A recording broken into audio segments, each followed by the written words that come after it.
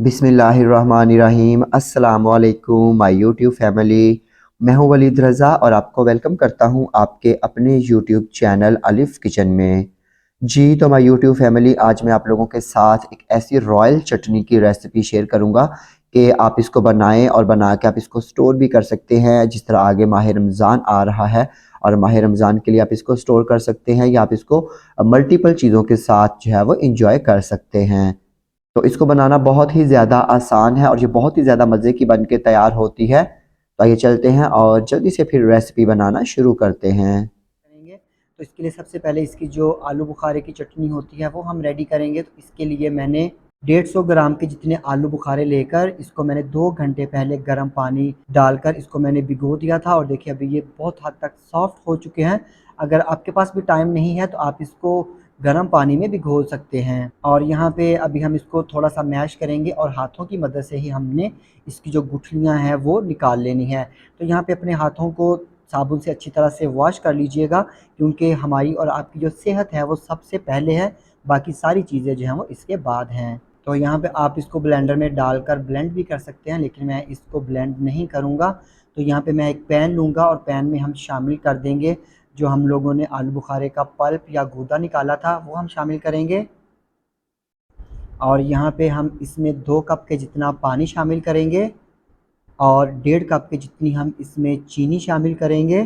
तो यहाँ पे अभी हम इसको मिक्स करते जाएंगे और मीडियम फ्लेम पे हमने इसको इतना कुक करना है कि चीनी जो है वो इसमें अच्छे से डिज़ोल्व हो जाए और ये इसमें एक अच्छा सा उबाल आ जाए।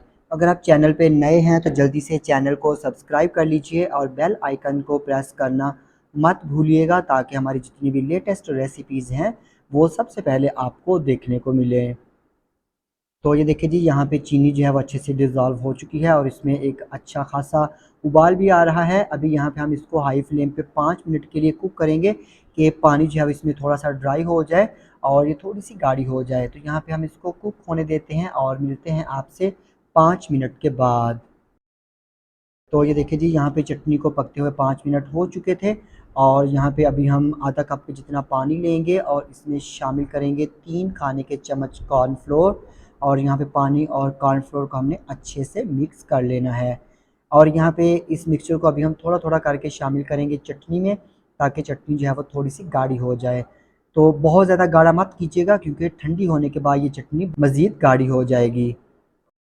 तो ये देखिए जी, यहाँ पे चटनी जो है वो हमारी रिक्वायरमेंट के हिसाब से अच्छे से थिक हो चुकी है। अभी हम इसकी फ्लेम करेंगे बंद और इसको ठंडा कर लेंगे। ये देखिए जी, यहाँ पे हमारी जो आलू बुखारे की चटनी थी वो बहुत अच्छे से ठंडी हो चुकी है और माशाल्लाह देखें कितनी अच्छी लुक आई है। और यहाँ पे अभी हम इसमें शामिल करेंगे 1 अदद केला, जिसको मैंने छोटे छोटे स्लाइसिस में कट कर लिया था। और यहाँ से जो मैंने चटनी सीखी थी, जो कमर्शियल लड्डू पीठियाँ बनाते हैं वो भी अपनी चटनी में ये चीज़ें शामिल करते हैं। और इसके साथ ही यहाँ पे हम इसमें आधा सेब लेकर उसको भी छोटे छोटे क्यूब्स में कट करके वो शामिल करेंगे। और यहाँ पे हस्बे ज़रूरत हम इसमें बादाम शामिल करेंगे और यहाँ पे हमने इन तमाम चीज़ों को अच्छी तरह से मिक्स कर लेना है। तो ये देखिए जी, यहाँ पे हमारी जो आलू बुखारे की एक रॉयल सी चटनी है वो बन के भी रेडी है।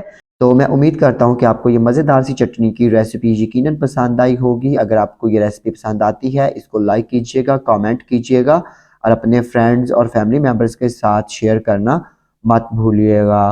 तो इसके साथ ही अलिफ किचन से वलीद रज़ा को इजाज़त दीजिए। अल्लाह हाफिज़।